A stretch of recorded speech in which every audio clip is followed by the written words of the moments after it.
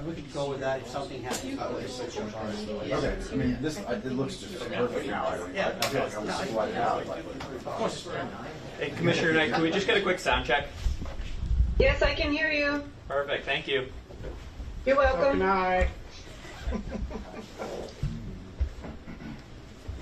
Hey, June, don't take my job. You're not going to use I don't want your job, Wendy. I just want a job. The rate I'm going, I will get fired from my job. Not a chance. Oh. That's all right. I'll be out of the way during the press on. He'll probably really want to put his jacket, his bottle in.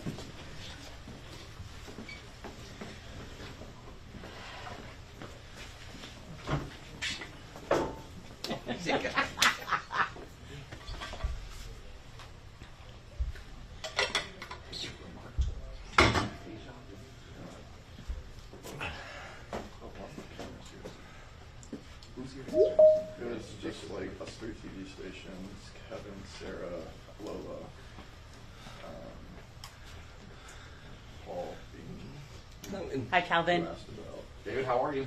who asked us I'm good, about thanks. How people think that the men's like insider testing them for conspiracy theory stuff. And I was like, Oh, yeah, he asked about geo manipulation. What was that? Paul Bean.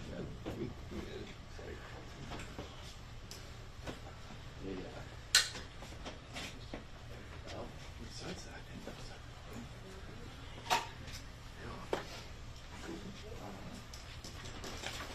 Media-wise, though, and we don't make that was here yesterday. No one else is here today. Can you change something like a pen that we could borrow? You guys have Vic here. What a pen? 44, someone else here. No, go ahead. Thank you.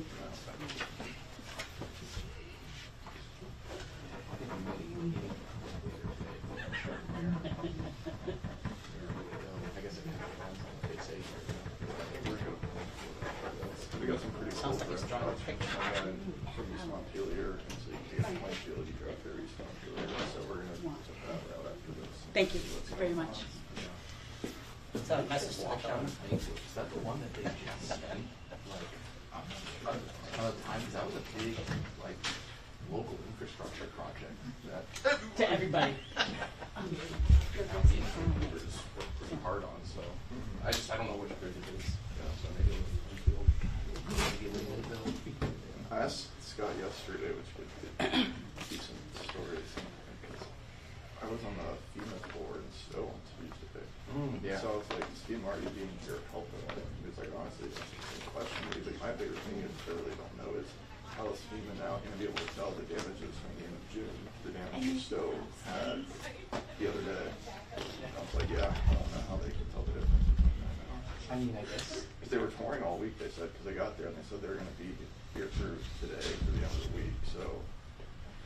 Well, cause I remember last summer, wasn't there like the governor was urging FEMA to extend the time period that was the disaster declaration to also include Addison, Rutland. 2-minute warning. Yeah. We're a couple minutes late. And so, yeah, if we get, if the Stowe declaration gets signed, and I think everyone's for this. said no. Wow. Yeah, I'm saying it's nuts. You've already had 3. Or, yeah, 3, and then the Stowe one's the 4th one pending. Wow. Yeah. Yeah, I remember the other day, Secretary Moore, I guess it was.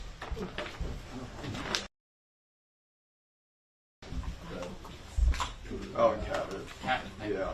And she was saying like there have been 2 declaring proclamations on average every year since I read, so it's just like. Yeah.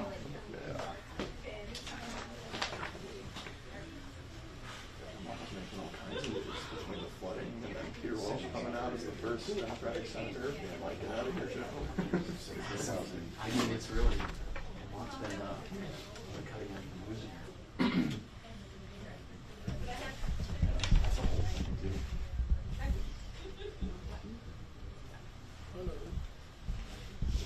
Did you see Biden's presser yesterday? then he also introduced later on ski as food points. That's Yeah. That's I'm having a real hard time seeing like what are the next steps here? How does this end, you know, for the president of the Democratic Party? I don't know. I think it will be him again. Someone told me once, which I kind of agree with this, like, crazy things are crazy because they don't happen. 9 out of 10 times, normal things happen, and for Biden to get switched to be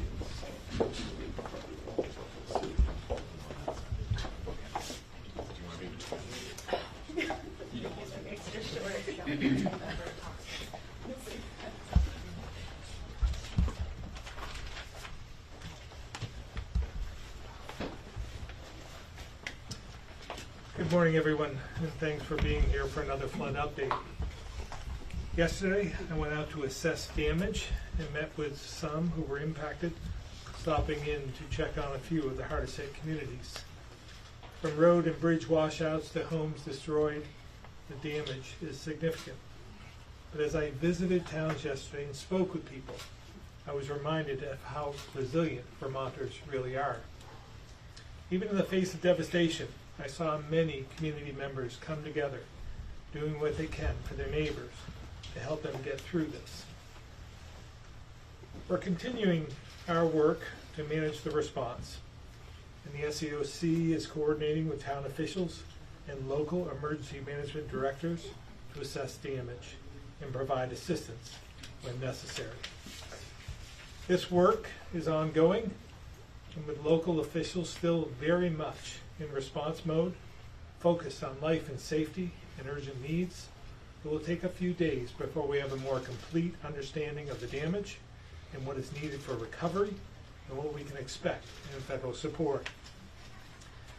Today, in addition to response updates, we want to focus on the things Vermonters can do and should be doing over the next few days to get their homes, businesses, and property cleaned up and dried out to limit the risk of mold and further damage.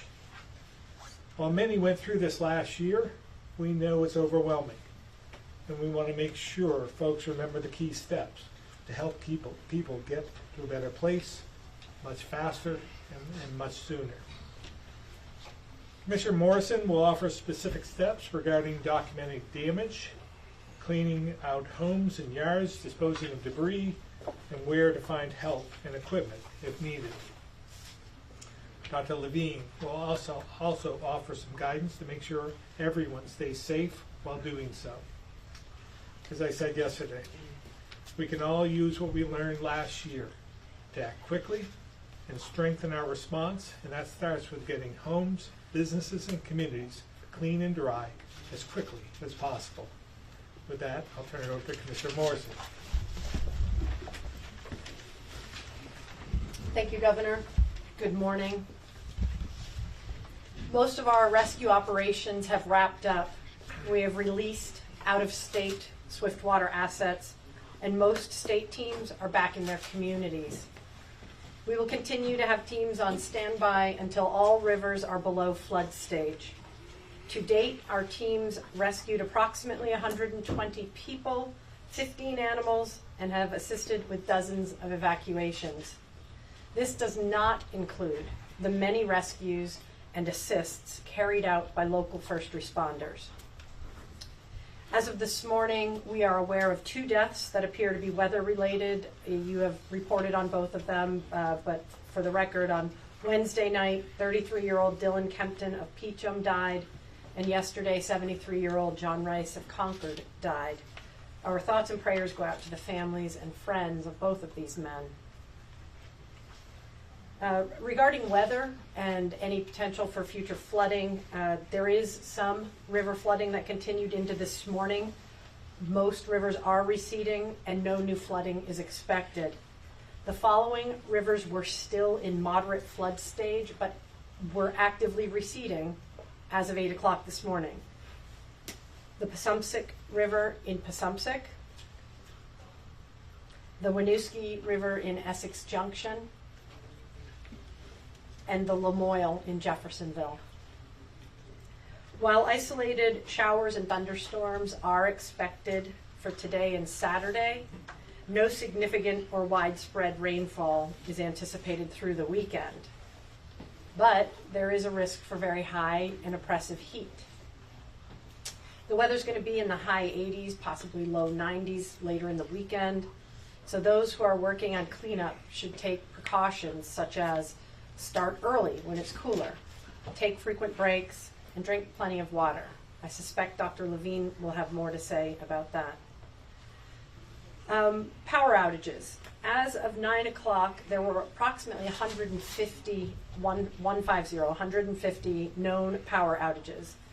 I just want to point out that some restorations in this case are going to take longer than usual, simply because crews can't get to some places that might be at the end of a run or are otherwise unable to be accessed because of the damage to local or state roads. As of this morning, we have had 250 reports of damage to 211. We strongly suspect that there's more damage out there, and we ask that you please report all damage. I'll talk more about 211 in a few minutes. So here's what we are doing. The State Emergency Operations Center remains active. We continue to encourage local emergency management directors to reach out when needs exceed local capacity. And we are here 24 hours a day.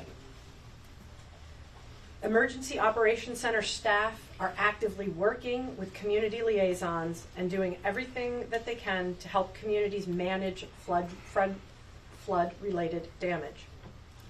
Fire safety inspectors were in the field yesterday inspecting properties as quickly as possible. Yesterday, 58 inspections were completed. They will be out again today in the hardest hit communities. And here's what impacted people and communities should be doing. I'm going to describe some specific steps that residents and communities can take right now to move forward and begin the process of recovery. The first is document your damage. Take photographs and/or video before you begin and as you proceed through your cleanup efforts.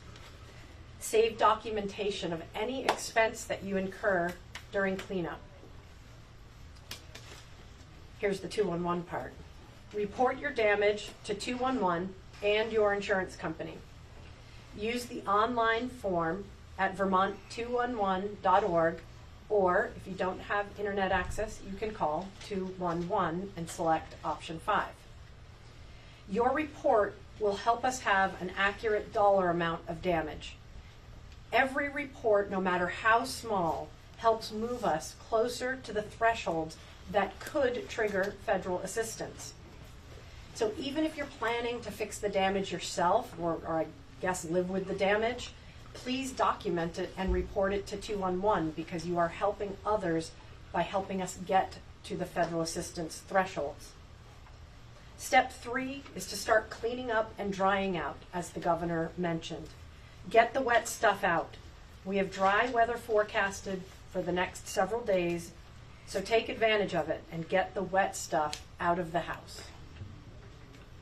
Step 4, move all flood-related debris. I just want to sort of clearly state flood-related debris to the right-of-way. Your community will communicate a plan for pickup, and the state will assist local communities in making those plans. For community leaders, continue to use your emergency management director to communicate your needs to the State Emergency Operations Center. We cannot help you if we do not know what you need for support. And lastly, for everyone, remain vigilant and be safe. This means staying out of floodwaters, observing road signs, and generally not putting yourself in a position that causes you to have to be rescued. There is a lot of damage to state and local roads. Crews are working feverishly to make repairs, but it's going to take time to get everything reopened. So if you see a road closed sign or other cautionary signage, please respect them. Do it for yourself so you can stay safe, but also do it so that you don't cause more damage to roads or jeopardize initial repair work that may have begun. I want to say a word about volunteering and accessing volunteer help. By now, reality has set in for most people impacted by the flooding, and they've realized that cleanup and recovery is not going to be easy. Thankfully, your fellow Vermonters are here to help. Volunteer assistance is available for those cleaning up their homes. Vermonters can call the state's crisis cleanup line to request help in cleaning up debris, mucking out basements, or other recovery work. You can call 802-242-2054 or go to crisiscleanup.org. If you would like to volunteer to help your neighbors, more help is always needed. If you would like to volunteer for storm cleanup, please register at www.vermont.gov/volunteer.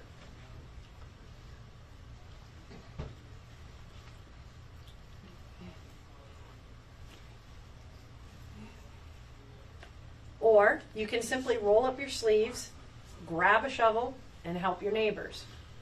Check with your town or an impacted town to see if there is a coordinated local cleanup event that you could take part in.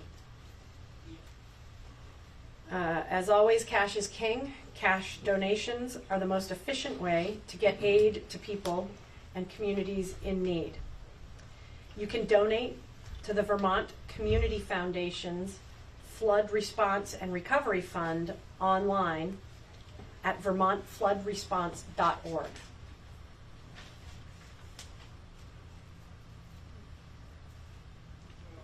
Donations of food, clothing, and household items are best handled at the local level. Food shelves, community centers, and other local charities have the best information about the needs in that particular community, and they can always use donations. That is all I have for today, and I will be available for questions later, and I'll turn it over to Secretary Joe Flynn. Thank you, Commissioner Morrison. Good morning. Before I start listing roads and bridges, I just want to reemphasize what I said yesterday, that I'm speaking primarily about VTran's own state network, and that is not to fail to recognize the widespread damage that we've all seen, much of which thanks to you all for the pictures that you're sharing on media. The first thing I would like to say is that the Agency of Transportation will be releasing $29.5 million in town highway aid payments by early August. The first $14 million is working its way out the door the first part of next week.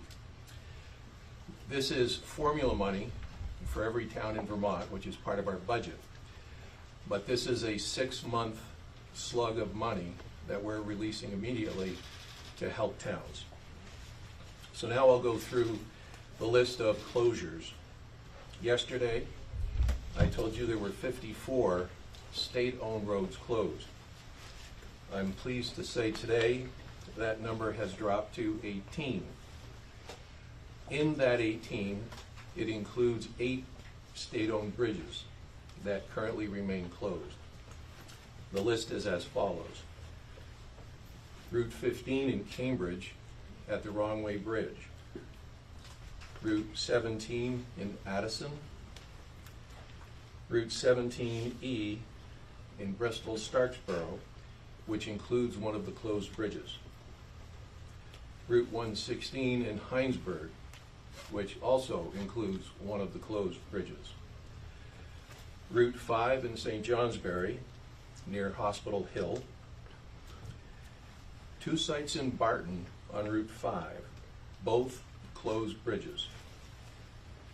Route 16 in East Hardwick, also a closed bridge. Route 58 in Orleans.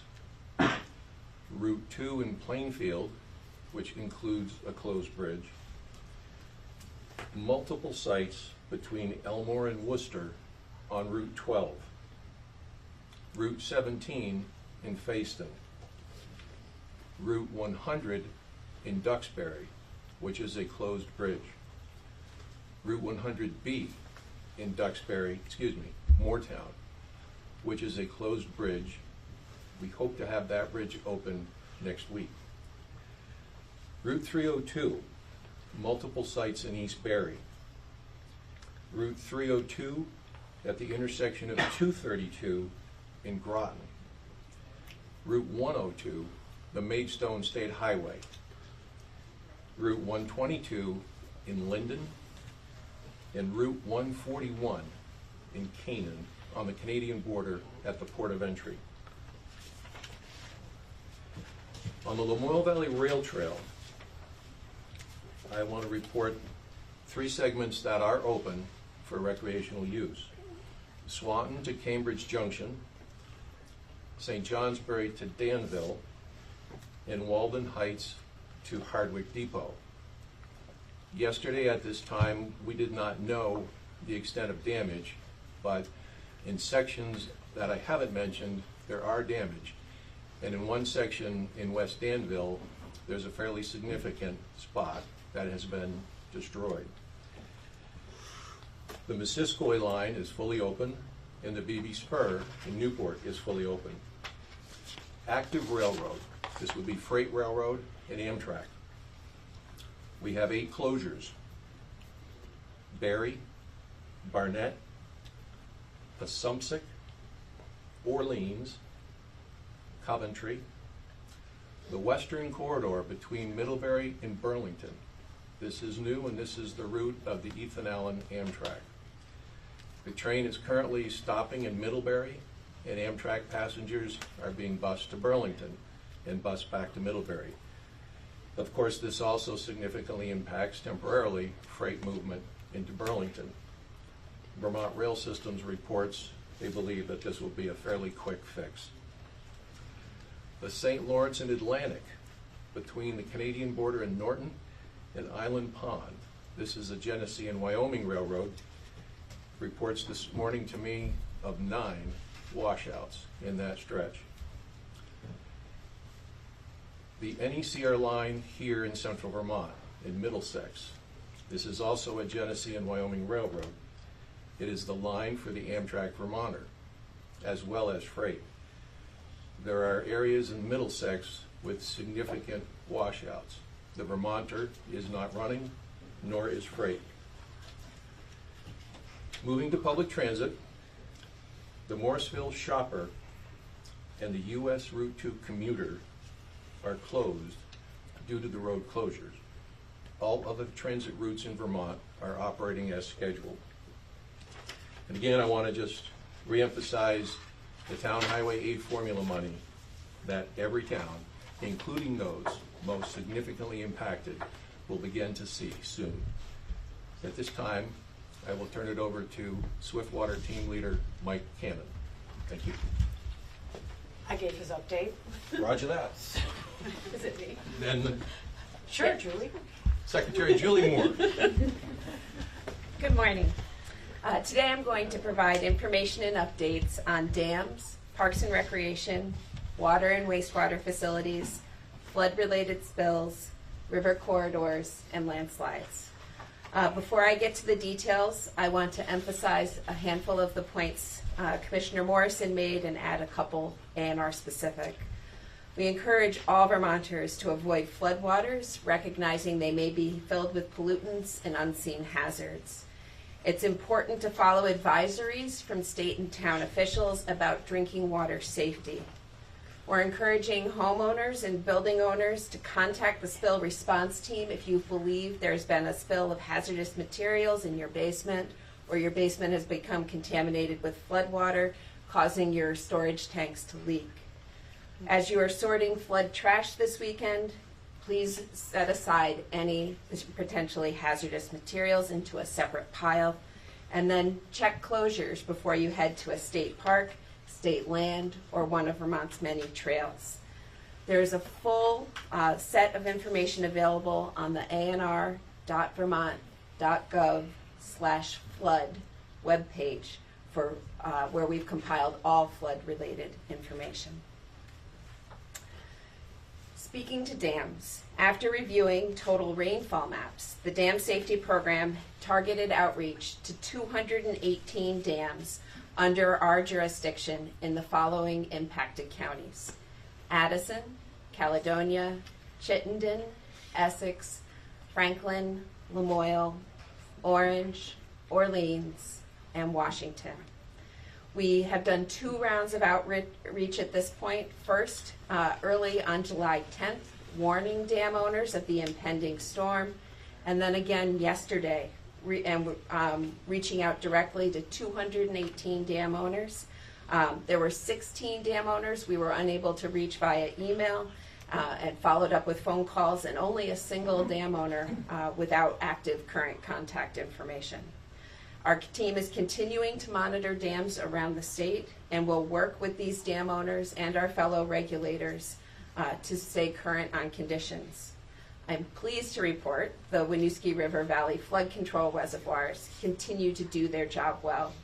Levels in the Waterbury Reservoir are stabilizing with plenty of storage remaining, and in Wrightsville and East Barre, levels have begun to recede. All 3 dams have been inspected yesterday and will continue to be assessed as needed. I have an update from yesterday's press conference where Commissioner Batchelder spoke about Harvey's Lake Dam. Our team was on site yesterday afternoon and found that while the dam had been overtopped, it does not appear to be damaged, and so therefore we do not expect impacts to lake level or downstream roads and infrastructure.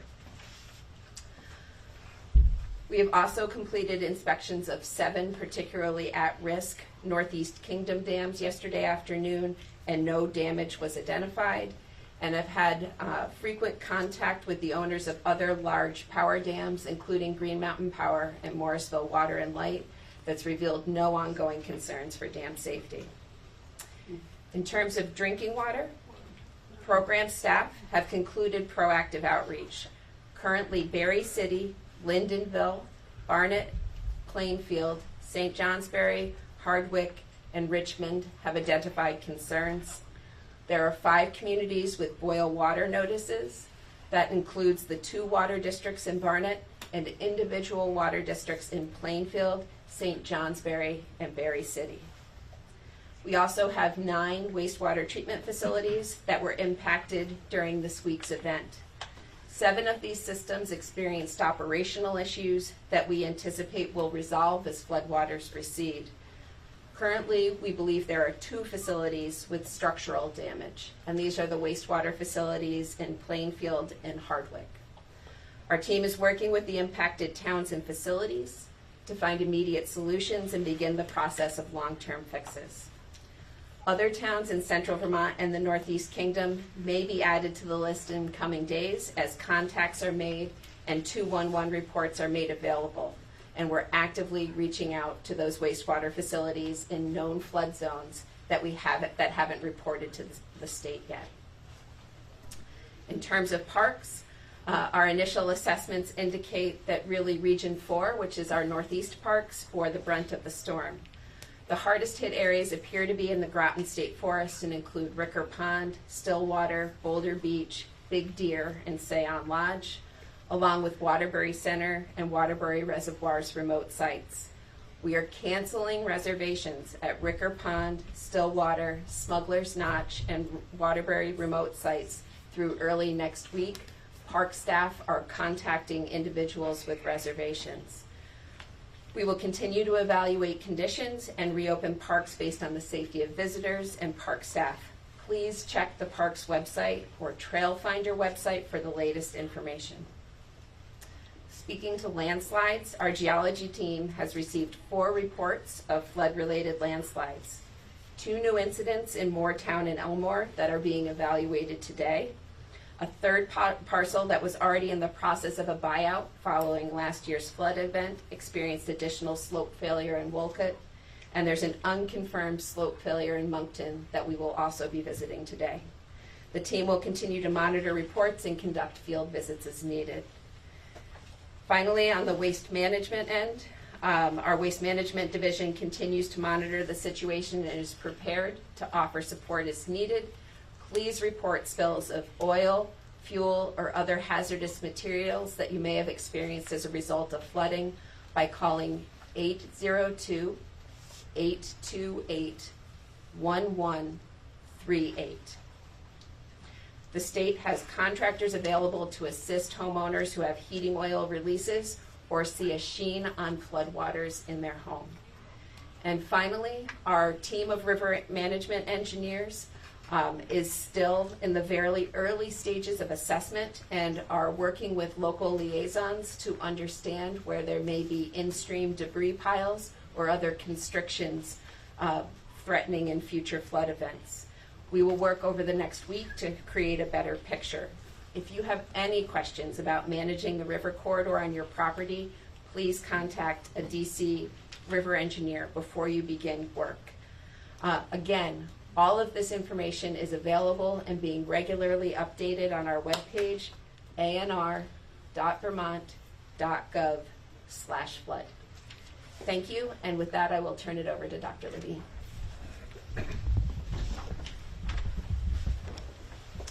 Thank you. Good morning. I'd just like to start today by thanking everyone involved in this response for working so quickly and so hard to keep Vermonters safe. And to all Vermonters, your willingness to help and take care of one another never ceases to inspire me in difficult times. Like everyone, I'm sorry we're here again talking about recovery just 1 year after the state was devastated by floods. These weather events continue to challenge our collective resilience, especially for those of us who worked so hard to rebuild and were directly impacted yet again.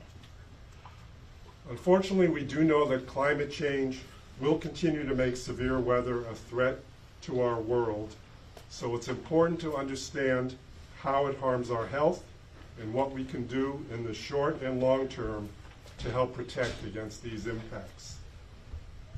As you heard yesterday, one of those impacts can be on mental health. I know that experiencing losses of your own, your neighbor, or your community, or just the stress and uncertainty surrounding crises like these can take a toll on mental health. Please recognize that it is completely okay and reach out for help if you know someone who is struggling. There is a national disaster stress hotline you can call or text for support, 1-800-985-5990, and of course the 988 Suicide and Crisis Lifeline, as Commissioner Hawes reminded everyone yesterday. As we all work towards recovering from this disaster, I want to share some very basic guidance to stay as safe and healthy as possible and give you a few simple take-home messages. First, we'll start with drinking water. If you're on a municipal water system, as you just heard from Secretary Moore, follow their guidance on boil water or do not drink orders. But if you are on a private well or spring and think that was flooded, you should assume that your water is contaminated. Don't drink your water or use it for cooking, baby formula, washing food, or brushing teeth until you have it tested. Get your water from a known safe source, such as bottled water or a municipal building. Starting at noon today, water test kits will be available to order for free through our online store for anyone impacted by this week's flooding. Again, this is not for people on municipal water supplies. This is for those on wells. We want to try to reduce any barriers you might have to getting a test kit, and if that proves challenging, going to our website, healthvermont.gov, or calling our laboratory. You can get one by contacting your local health office as well. Now, boiling water for 1 minute kills bacteria and other organisms, so it can be much safer after that. However, keep in mind that process does not affect water that is otherwise contaminated. So if your water looks cloudy, it's full of sediments, or smells like chemicals or fuel, certainly do not drink it. Next, swim and water safety. Even once the skies have cleared, people and pets should stay out of any body of water after a heavy rain or flooding event. High water and strong undercurrents can linger and carry debris several days after a storm, making swimming or boating in these areas dangerous for anyone. Bodies of water can also be contaminated by microorganisms, fuel, and wastewater runoff.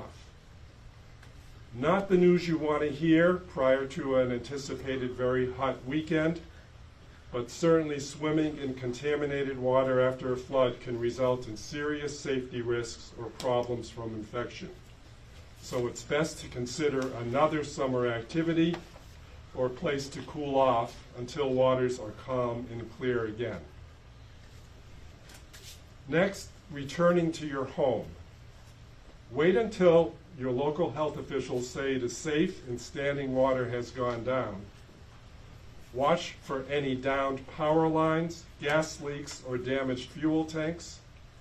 If you smell a rotten egg smell, which might mean natural gas, or hear hissing, leave immediately and call your local utility. If any electrical circuits or equipment have gotten wet or are in or near water, turn off the power if it's safe to do so.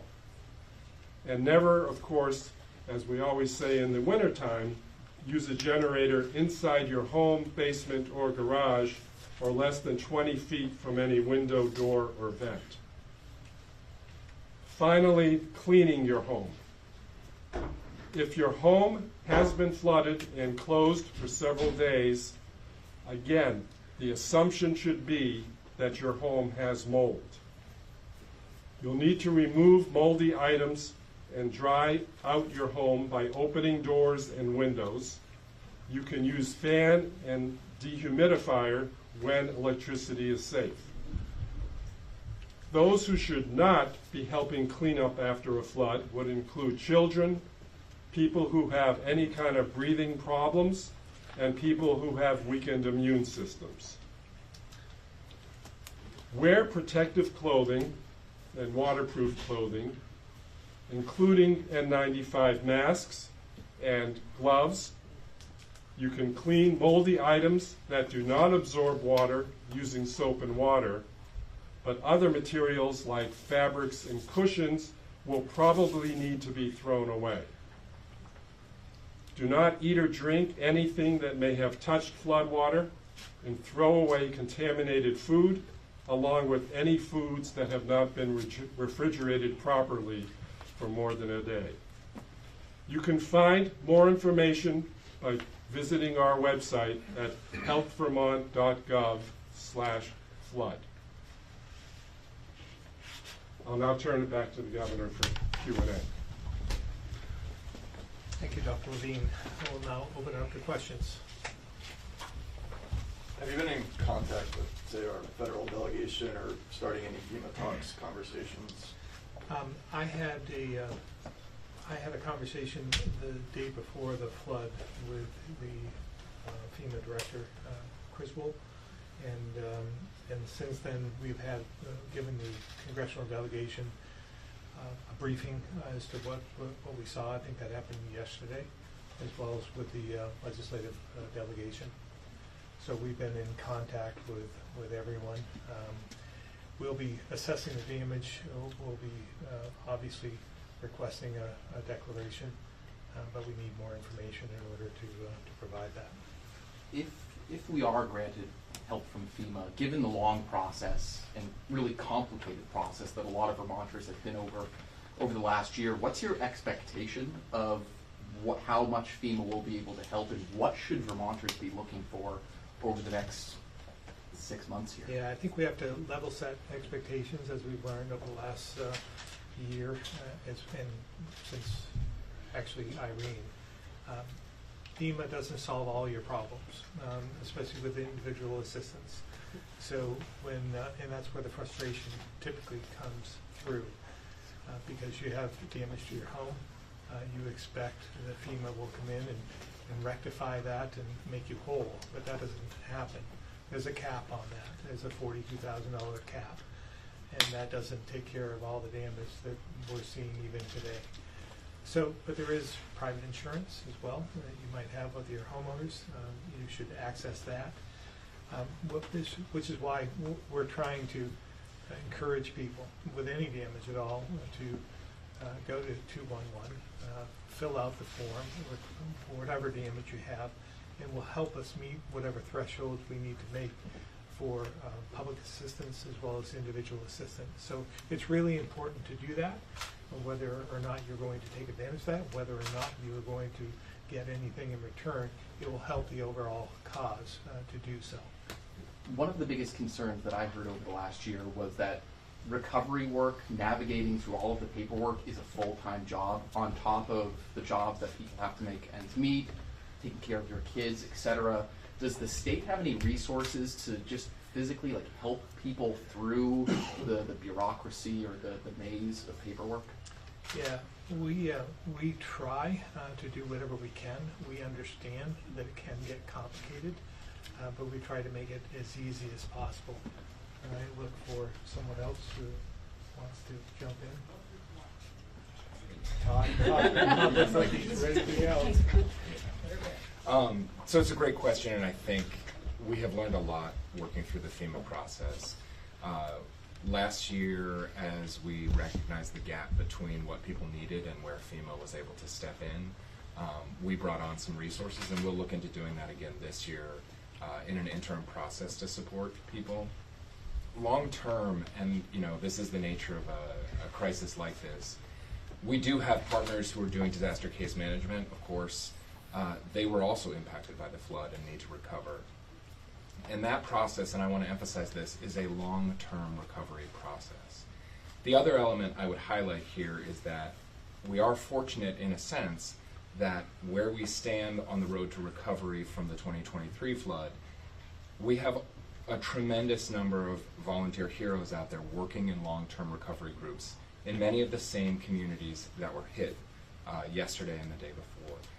Those are going to be crucial assets in the recovery phase to really helping connect individuals who've been harmed with and whose homes and livelihoods have been damaged with recovery assets and the real work of recovering, which again is a very long-term process. So we will continue to work with FEMA, of course, and we also will look to the volunteer processes and some of the state resources we've brought online.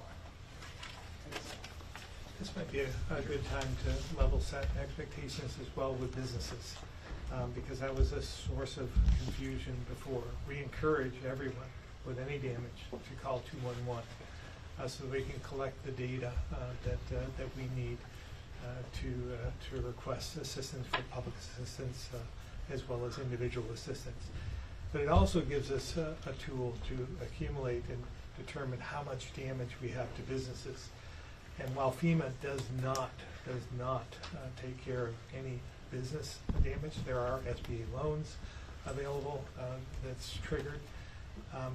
But we also established our own program during the last year, and that was BGAP.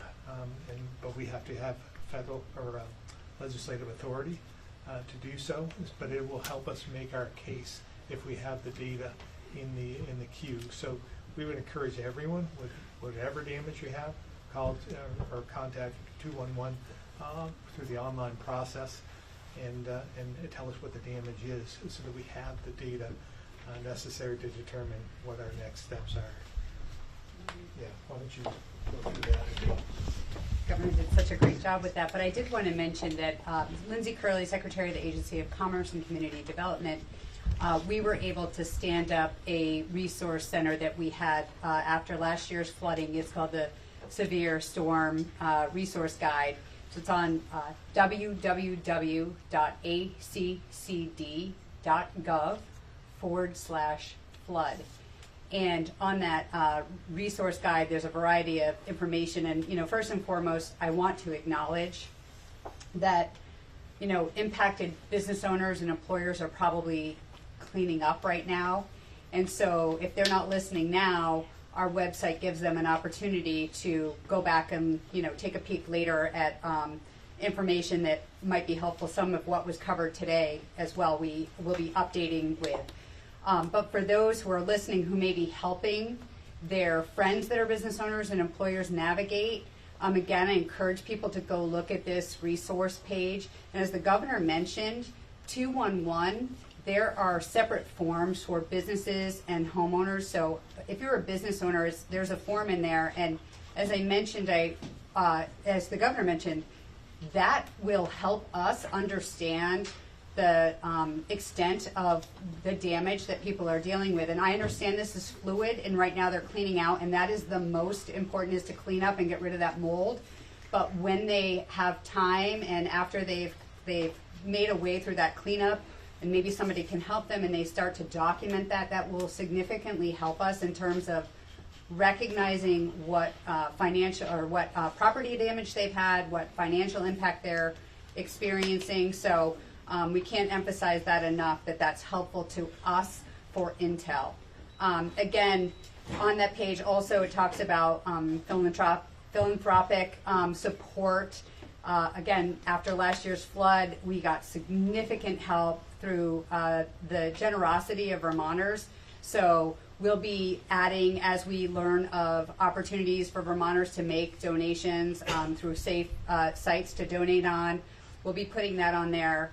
And I'll provide more updates in the days ahead, again, once we know business owners are maybe, they've gotten through some of that cleanup. One more thing I just wanted to stress, for some of the employers that went through this a year ago and maybe were spared this time, which I'm very glad that happened. You may recall the feeling when somebody walked through your door, the relief that you had, that people showed up to help you. So think about some of the areas you're seeing pictures and the impact of people cleaning out and mucking out. So whether you have some downtime or you have friends that are asking how can they help, I want to point back to that volunteer page. The importance of getting out there when it's safe, but getting out there and just picking up a shovel and putting your muck boots on and helping people clean up is, it is such an uplifting and inspirational help to all of us, and it's going to mitigate and keep the damage, the cost down if we can get that cleaned up sooner rather than later. So that's all I have for now. We'll keep you updated.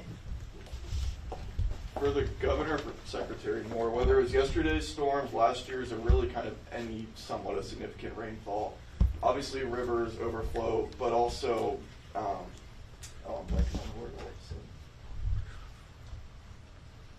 I'll come back to you. Culverts. It seems like washed out culverts are always a big issue no matter what the rainfall is. I mean, is there any way the state could be proactive? Maybe it's just aging infrastructure, but looking at some of these more vulnerable culverts, whether it's through a legislative study. I know that would all cost money, but what can be done? Because it always just seems like these culverts are breaking, and that's what's leading to a lot of the water overflow. Yeah, and it's a little bit complicated. We always assume that just upsizing a culvert is the answer. But you have to go downstream as well, because when you increase the capacity, you're also increasing the flow, and somebody downstream is going to be impacted. So it's a little bit more complicated than that. We are constantly looking at culverts. Might have Joe talk about that, as well as Julie on her end. But they're important, obviously. And when we have structures that are impacted in some way and aren't cleaned out and have debris in them, that leads to a problem in the future. So we've after the last, one of the lessons learned, I think, with the last year's storm was to protect some of the stormwater infrastructure, including culverts, but also stormwater in some of the communities, and making sure that that's all cleaned out after the storm and is constantly cleaned out. So we have the capacity to store some of that water and let it flow when it needs to, and rather than backing up into the streets. Maybe we'll start with Joe first, then go to Julie. You're right. Culverts are one of our biggest problems, and not just for the state, but for towns. Speaking for VTrans, we have 64,000 culverts just on the state network. We know where all of our culverts are. And that was quite a task. That's been a tremendous amount of work for probably the last 12 years to create that inventory, because many of those culverts were put in before most of our current employees, including me, worked here. But we accomplished that. So you can just imagine the magnitude of trying to replace that amount of infrastructure. We do replace culverts. We do have program capital projects every year to replace culverts, and we work very closely with Secretary Moore's agency to get it right, to upsize the culverts, to take into account the environment, to take into account wildlife, fisheries, and whatnot. There's a term for that. I forget what it's called. But Habitat connectivity. thank you. Well, yes, that too. But what happens is, while we have these culverts programmed, and we work, primarily in the 9 or so months that it's easy to replace culverts, we have events like this, or we have events like Richmond 2 years ago. Just to give you a sense of magnitude, that unplanned culvert failure was $15 million. We have over 300 of those exact size and same culverts just on our interstate highway system. And I believe the number across our entire network, like that culvert alone, is something like 1,600 of the 64,000. So you are absolutely right. Trying to lay out really the magnitude of trying to, with 64,000, and they vary in size. They're not all certainly like Richmond. Some of them might be 18 inches, but it's just incredibly difficult. And I would say it's even more difficult for towns. We work with towns, we grant money, not just what I spoke about today, but we have other funds through our Better Back Roads program and whatnot. But it's just it's a vulnerability, and they're out there every place. Talk about the debris removal from last year, Yeah. and inspecting every single one to make sure that Yes. we have them cleared. So, going back to the prep for this storm, we did everything we could to inspect our system all over across our 9 regions. We worked in Barry, actually, pulling out some debris from last year that we, I guess, either had forgotten was there or didn't know was there. There was a tree. This was right down here on the belt line. We pulled the tree out, and under the tree was a trailer underwater. So, there's still debris out there from last year. But last year, after the July storms, we inspected hundreds, and I can get to that number, but I actually think it topped over 1,000. And you saw, like if you ran out Route 12, you saw limbs and tree logs shoved through bridge rail and stuff. So we also pulled all that away so that wouldn't collect more debris in the next time. So it's a constant work. I can tell you that our districts, every single week I get a report from every district in the state. We have 9. And it tells me by category everything they do. And every week there's culvert work. Every week there's culvert replacement or there's culvert cleaning. And it's just, it's a daunting task, but it's an important one. I guess I'll turn it over to Secretary Moore. I might only add, Vermont, following Tropical Storm Irene, adopted really robust codes and standards for how bridges and culverts are replaced. So very much building on what Secretary Flynn alluded to, setting sizing standards going forward that we know are capable of handling these kinds of more extreme events that we're seeing more frequently. So recognizing immediately following a storm, there will be a surge of work to address impacts that occurred, but also putting in place a framework that ensures, as a matter of normal business, as municipalities and VTrans is replacing bridges and culverts, they're doing it with that more current storm and extreme weather data in mind. ANR administers something called the Municipal Roads General Permit, and it relies on an inventory that each town at this point has completed, looking for those vulnerabilities in their system. We drew a lot of that framework from the work VTrans had done previously to inventory assets within their own system.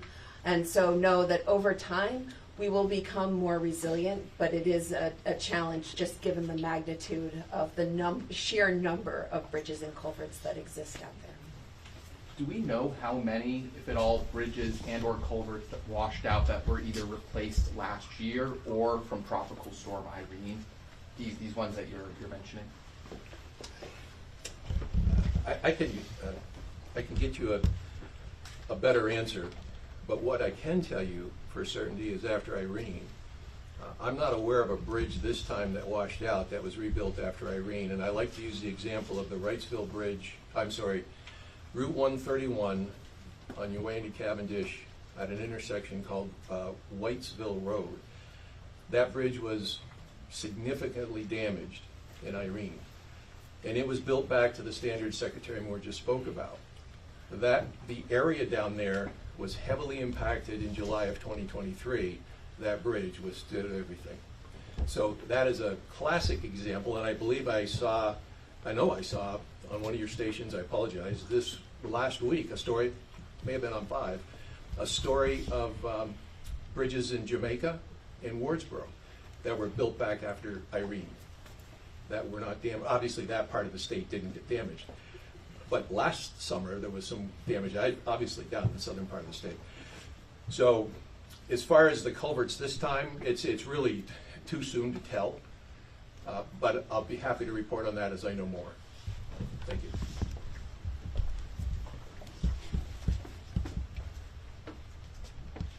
Governor, where do we stand with the proposal to redevelop the north end of Barry? We're still working on that. Pat Moulton, who was here the other day, yesterday, is overseeing that. We had hoped to receive an appropriation from Congress on that to jumpstart it, but it's difficult, especially with getting anything done in Congress at this point in time, and having money appropriated doesn't appear to be in the near future. But there are other opportunities that we're seeking out. We're working with the congressional delegation on that.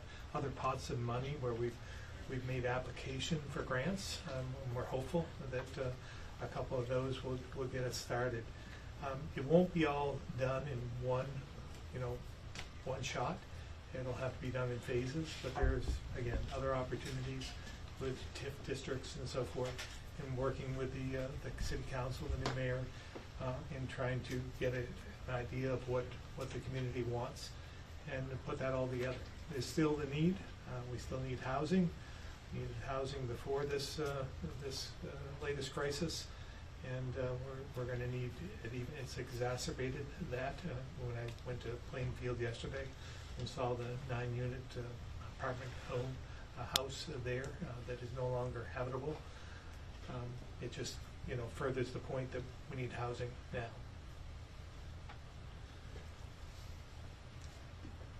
Also earlier this year, you let the Climate Superfund Act go into law without your signature. That bill is, of course, aimed at trying to sue fossil fuel companies to sort of recoup some of the costs for some of these expensive projects that we are looking at right now. What are the next steps from the state to get that rolling, if at all? And what is your assessment of how much that will actually help, or whether that will help?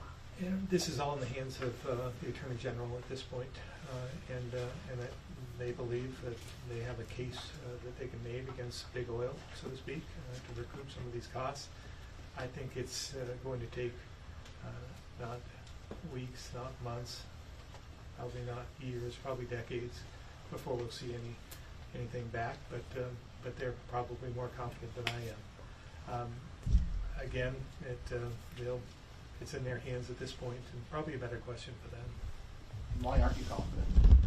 Because I think we're a very small state with limited resources, and this is a legal case that's going to be difficult to prove.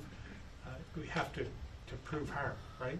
And so that's a high bar, and for us to make that case in court, it's going to be very, very difficult. Big oil has a lot of money, a lot of resources, and who is it we're actually going to go after?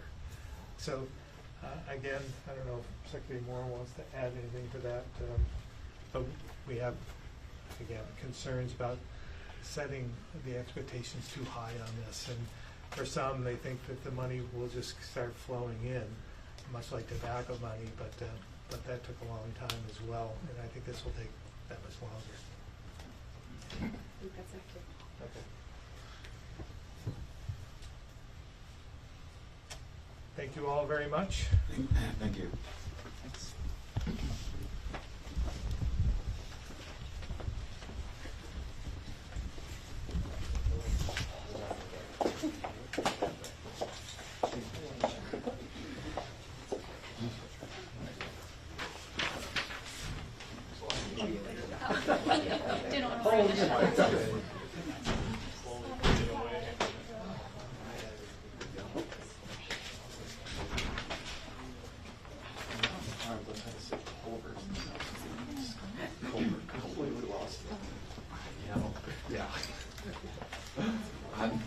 I mean, culverts. Everybody culverts. Yeah.